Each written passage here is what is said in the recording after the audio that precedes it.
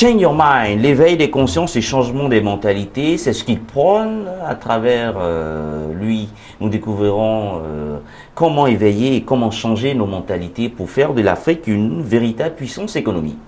Hervé Saoré-Conan, bonjour. Bonjour.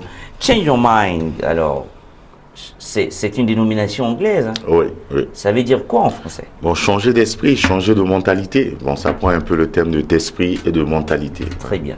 Alors, la mentalité, c'est quoi? L'esprit? Oui, mais la mentalité, c'est pour nous, ici, la mentalité est à l'origine de toutes nos actions. Tout ce que nous faisons. Tout se passe là. Tout se passe dans la tête. Donc, tous nos agissements, toutes nos implications sociales, économiques, même familiales, proviennent d'une pensée. Et c'est de là que on peut avoir le comportement qui suit. N'est-ce pas? Et pour vous, il faut changer cela. Pour nous, la base du développement part de changement de la mentalité. Pour nous, c'est un préalable. Très bien. Un préalable dans la mesure où on a beau avoir tous les beaux immeubles, tous les développements en termes économiques et sociaux.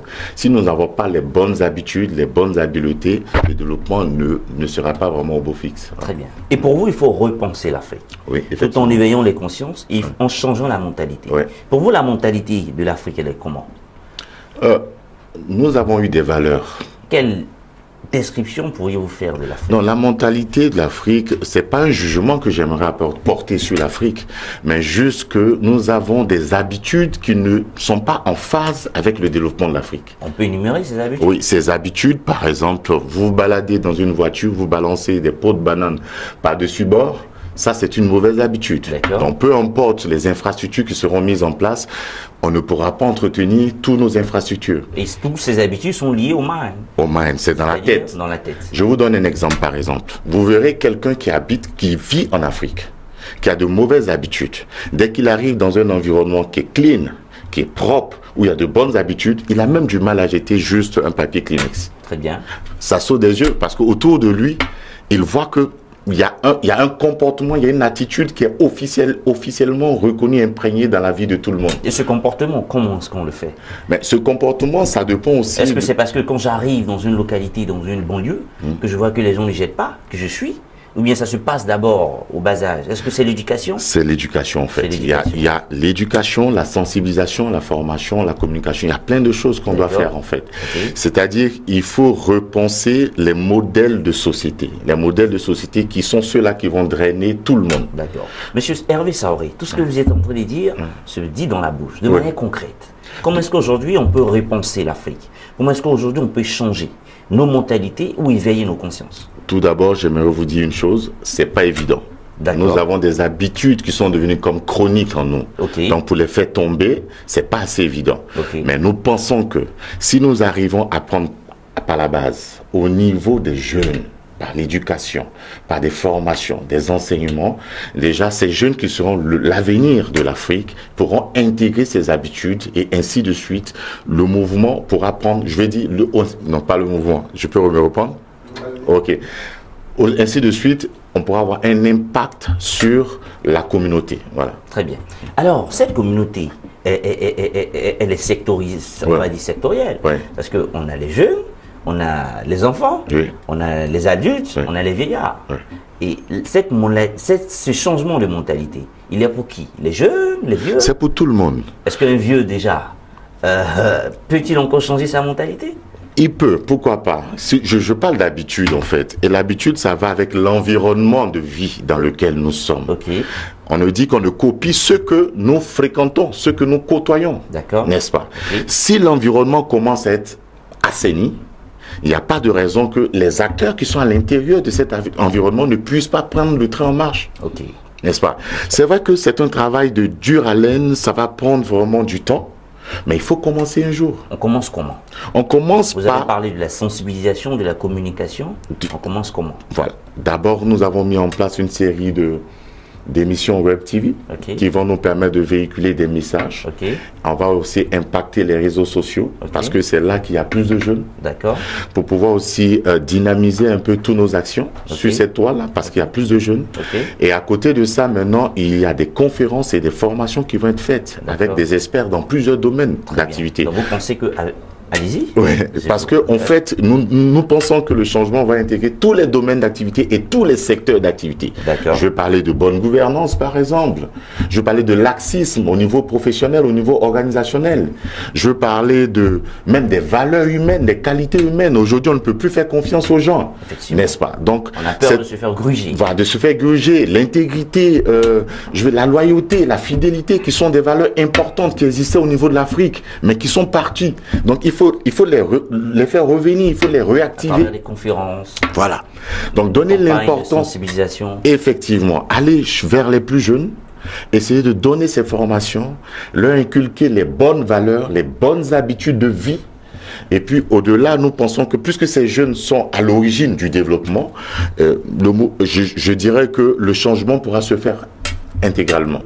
Aujourd'hui, nous voulons tous que l'Afrique soit une véritable puissance économique, souveraine, libre et indépendante. Oui. Et pour vous, l'unique canal, l'unique canevas qu'on doit utiliser, c'est de changer nos mentalités, oui. L'éveil des consciences. Oui. Et vous venez de dire que c'est à tous les niveaux. À tous les niveaux. Où la religion peut-elle jouer une place dans ça? Parce qu'aujourd'hui, on a la Bible, le Coran, qui sont deux grands livres saints, oui. Et également ces livres ont pour vocation première de changer l'homme. Oui. Comment est-ce que, pour vous, en tant qu'un spécialiste, un observateur de la vie communautaire en Afrique, est-ce que vous pensez que ces livres également, à part les conférences que vous préconisez, à part les conférences que vous encouragez, est-ce que la Bible également et le Coran peuvent aider? Oui, je veux dire que le monde, pour ceux qui sont vraiment qui sont des chrétiens ou des musulmans, nous pensons qu'ils ont déjà des repères, on a des référentiels de vie. Soit c'est la famille, okay. Soit c'est l'éducation qu'on reçoit des parents, soit aussi c'est la Bible, le Coran, ou bien peut-être, comme on dit ça, le livre saint des Juifs, n'est-ce pas? Mais à côté de ça, on a des valeurs de vie sociale, c'est ce que je veux dire. Okay. Donc, c'est vrai que la Bible, à l'origine, comme un peu le baromètre qui essaie de nous harmoniser nos comportements et nos habitudes de vie dans une communauté. Mais à côté de ça, il y a les habitudes de vie sociales, n'est-ce pas? Okay. Là, on ne parle pas vraiment de spiritualité, mais quelque part aussi, on peut aller prendre des exemples et on peut utiliser aussi des références bibliques et puis aussi coraniques pour pouvoir soutenir notre pensée, notre idéologie. Très bien. Voilà. L'Afrique et les technologies de l'information et de la communication. Ouais. Pensez-vous que le digital aujourd'hui peut participer à éveiller nos consciences, à changer nos mentalités? Beaucoup, beaucoup. Et beaucoup. Comment? Mais regardez un peu nos jeunes enfants qui vont sur le net. Qu'est-ce qu'ils font?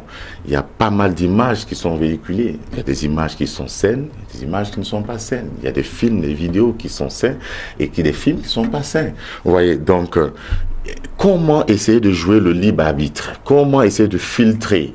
Et si, même il y a des contrôles, comment faire en sorte pour que l'enfant en lui-même puisse faire le tri de savoir ce qui est bon et qui n'est pas bon? Okay. Voilà. C'est-à-dire, aujourd'hui, il faut que l'éveil, c'est quoi? Le discernement qu'on doit apporter à notre jeunesse.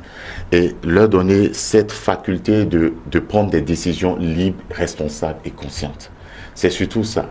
Nous sommes englobés dans un monde où, je vous dirais, un peu les puissances occidentales qui dictent les lois de ce monde, les lois économiques et tout. Mais si vous ne prenez pas conscience de votre potentiel humain, intellectuel, même potentiel économique, comment vous pouvez intégrer un développement?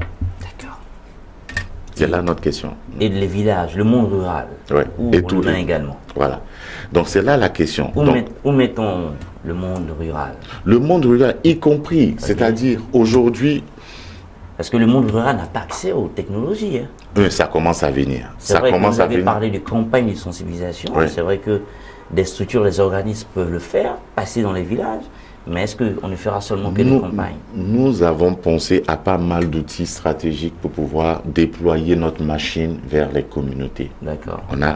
Aujourd'hui, on fait des émissions à la télé avec plusieurs langues, n'est-ce pas? On peut avoir des interprètes pour faire passer le message. Aujourd'hui, également... même dans les églises catholiques, on retrouve aujourd'hui même des interprétations avec en baoulé, en bété, on lit la messe en baoulé, en bété. Donc ça peut se faire. Donc on sait que ce sont des canaux? Des canaux qu'on pourrait utiliser pour atteindre les communautés, je veux dire, qui sont un peu reculées. Voilà. Alors donc aujourd'hui, vous prêchez l'éveil des consciences. Oui. Et pourquoi, en définitive? En définitive, parce que c'est un préalable pour nous autres, pour que nous rentrons dans cette ère de développement.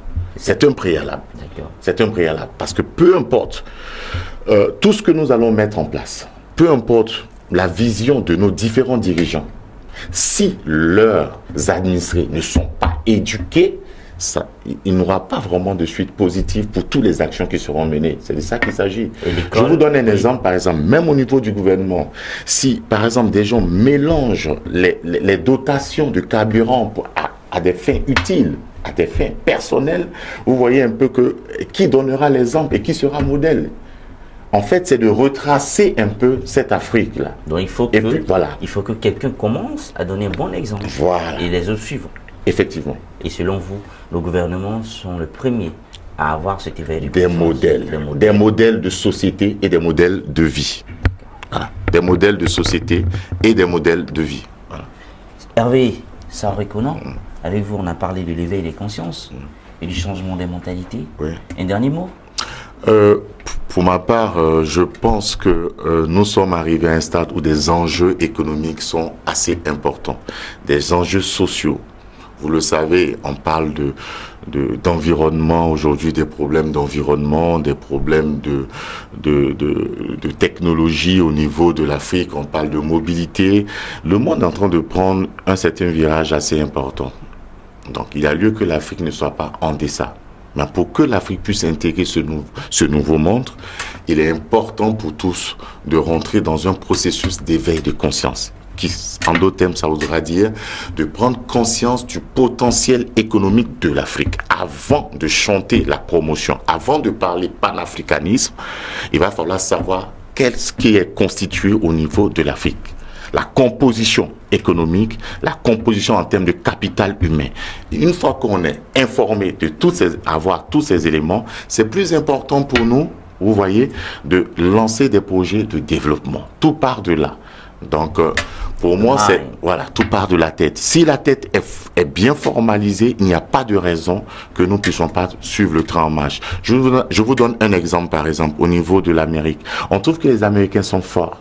Ils sont forts comment? Mais ils détiennent cette force-là de l'Afrique. Imaginez-vous tous ces Africains que très jeunes ont été embarqués pour l'esclavage sur ces pays inconnus.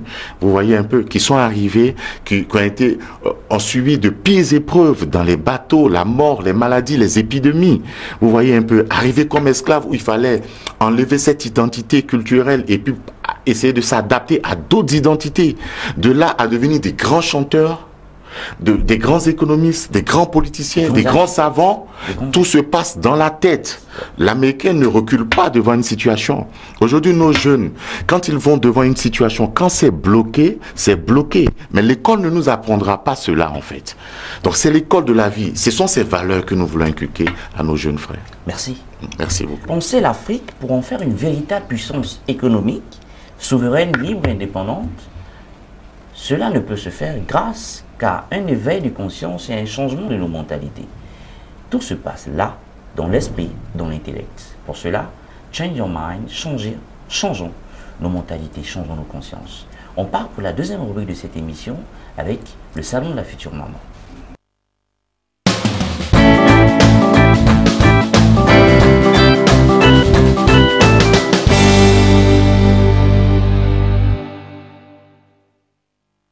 Un événement porteur et original, ça se tiendra à Abidjan les 23 et 24 février prochains. Abidjan fera part belle aux femmes enceintes, aux futures mamans. Abidjan déroulera le tapis rouge à ses futures mères et à ses futures mamans. Pour en parler, nous recevons la promotrice de cet événement, l'initiatrice. Elle est la conceptrice du salon de la future maman. Elle est avec nous, Madame Mafanta Diaby Touré. Madame, bonjour. Bonjour. Alors, qu'est-ce que vous nous avez encore créé qu'est-ce que vous nous donnez encore ce 24 et 24? C'est 23 et 24 février. Alors, je suis Mafanta Touré, épouse Diaby. Je suis maman de 3 enfants. L'idée justement du salon est venue de là, pardon. Du salon de la future maman. Du salon de la future maman, parce tout que à vous fait. Êtes déjà une maman. Je suis déjà maman, donc je me suis rendu compte. C'est un constat personnel qui m'a amené à organiser le salon, parce que je me suis rendu compte que les femmes enceintes n'étaient pas vraiment informées de tout ce qui se passe ici à Abidjan. pouvant leur faciliter en tout cas les 9 mois de grossesse. Donc l'idée du salon, en tout cas l'objectif principal, c'est de vraiment mettre à nu toutes les offres existantes ici à Abidjan, pouvant leur faciliter les 9 mois de grossesse. Et pour celles qui ne sont pas enceintes, justement, se préparer en attendant qu'elles se retrouvent justement dans cet état-là. Donc finalement, vous avez pensé à tout le monde dans ces 9 mois. C'est ça. Parce que 9 mois de grossesse, c'est toute une procédure. C'est toute une procédure. Exactement. Mais moi, j'ai voulu poser une question. Une future maman, c'est différent d'être une maman. Parce que toutes les femmes ont cette possibilité de procréer. Et effectivement, c'est vrai que le salon est dédié aux femmes enceintes, donc celles qui sont déjà enceintes. Oui, et celles qui sont déjà maman. Et celles qui sont déjà maman. Mais le salon est destiné à toutes les femmes, parce que toutes les femmes sont amenées, en tout cas, grâce à Dieu, à porter un enfant. Très bien. Donc ce salon-là va leur permettre de bien se préparer justement en attendant de cet heureux événement-là. Donc voulez-vous dire que toutes les femmes sont attendues à ce salon-là. D'accord. Voilà. Alors c'est sur 2 jours. C'est sur 2 jours. Qu'est-ce qu'on aura d'abord le 23? Alors, donc les 23 et 24 février, pardon, c'est 48 heures de shopping. Donc shopping. Par exposition-vente. Il y aura des stands donc qui vont permettre aux femmes de faire des achats pour elles-mêmes, pour le bébé, donc pour préparer le trousseau. C'est-à-dire ceux qui vendront, les entreprises qui viendront. Exactement. Vendent seulement. Vendent des produits pour la maman, des produits pour le bébé. De la lingerie. Pas forcément, des vêtements, des produits cosmétiques, voilà, des produits médicaux, des accessoires. En tout cas, il y aura vraiment tout. Donc les stands seront mis à la disposition des visiteurs. Exactement, des visiteurs. Combien de stands aujourd'hui à ce jour? Alors à ce jour, on a une vingtaine de stands. Une vingtaine de stands. Voilà. Une première édition. Pour une première édition. D'accord. Voilà, en tout cas. Et à part le shopping, qu'est-ce qu'on aura? Des ateliers, des conférences? C'est bien ça. Donc à part le shopping, on a la deuxième partie, donc le deuxième volet du salon. Donc, qui se concentre en fait sur les conférences. On a essayé de rassembler les thématiques les plus importantes qui pourraient en tout cas intéresser les femmes enceintes. Donc notamment des thématiques autour de l'allaitement, de la nutrition, donc la nutrition de la femme enceinte, la nutrition de celle qui allaite. On a aussi des thématiques autour de la sexualité de la femme enceinte et de la sexualité de celle qui vient d'accoucher. D'accord. On a des cours de préparation à l'accouchement, oui, ça se fait à Abidjan. Et tout ça, on aura des spécialistes, donc des spécialistes, des médecins qui vont en parler pendant ces conférences-là. Alors, selon vous, 9 mois de grossesse, qui sont les acteurs qui sont dans ces 9 mois? Alors, dans ces 9 mois, on a, à part la maman, la future maman, à part la future maman et le papa, parce qu'on les oublie un petit peu. Oui.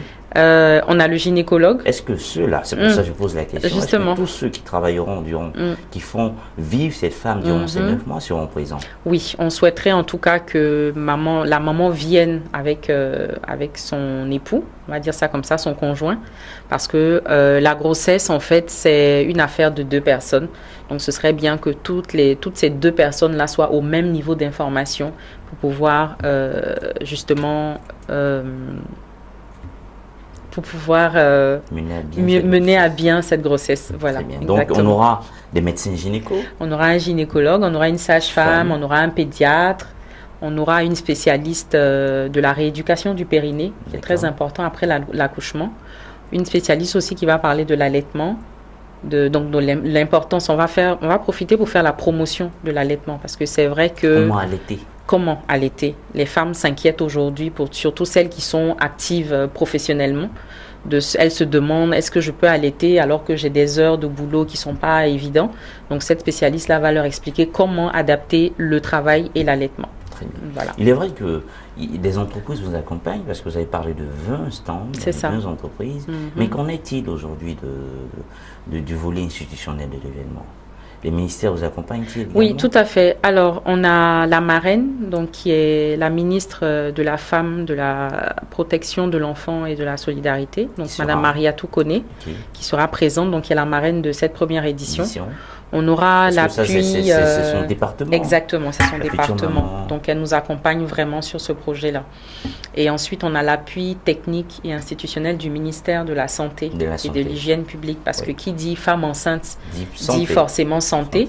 Donc, ils vont nous donner un appui technique pendant ces 48 heures-là sur des actions très précises qu'on va dérouler dans ces jours à venir, en tout cas. D'accord. Voilà. Donc, on pourrait dire que tout est fin prêt pour le 23 et 24? Tout est fin prêt. C'est demain. C'est demain, exactement. En tout cas, on attend tout le monde. On attend toutes les mamans enceintes, toutes les mamans toutes les femmes qui ne sont pas enceintes. En tout cas, le salon est destiné à toutes les femmes. Pour celles qui sont enceintes, ça leur permettra de mieux gérer leur grossesse. Pour celles qui ne le sont pas, ben, ça leur permettra de prendre des adresses tout simplement, d'échanger avec des spécialistes pour mieux se préparer quand elles seront enceintes. Combien de visiteurs, de participants vous attendez? Alors, on espère, en tout cas, on attend entre 2000 participants, voire plus. Un seul lieu, hein? Oui. C'est où? L'Ivoire Golf Club. Ivoire Golf Club. Voilà. Les numéros s'affichent en bas pour les téléspectateurs qui nous regardent. Et qu'est-ce que je vais poser une question banale? Future maman, il en aura des femmes enceintes. Et s'il arrivait que les femmes devaient accoucher au cours du salon, que feriez-vous? Alors, on a une assistance médicale qui est prévue. Parce qu'effectivement, nos participantes seront pour la grande majeure partie des femmes enceintes. Donc, on va prendre des dispositions justement dans ce sens-là. Mafanta Djaby Touré, elle est l'initiatrice, promotrice d'un événement unique en son genre, qui est d'ailleurs à sa première édition. Le salon de la future maman. C'est bien ça. Qui se déroule les 23 et 24 février, c'est-à-dire demain et samedi. Et samedi, c'est ça. Merci de nous avoir suivis. Le sommaire, il est bouclé. Bonne suite des programmes sur le canal 161 du bouquet Canal+, et 683 du bouquet StarTimes. Et puis on n'oublie pas, pour ceux qui ont les smartphones, numéro 20 de la TV d'Orange. Merci et ciao, ciao.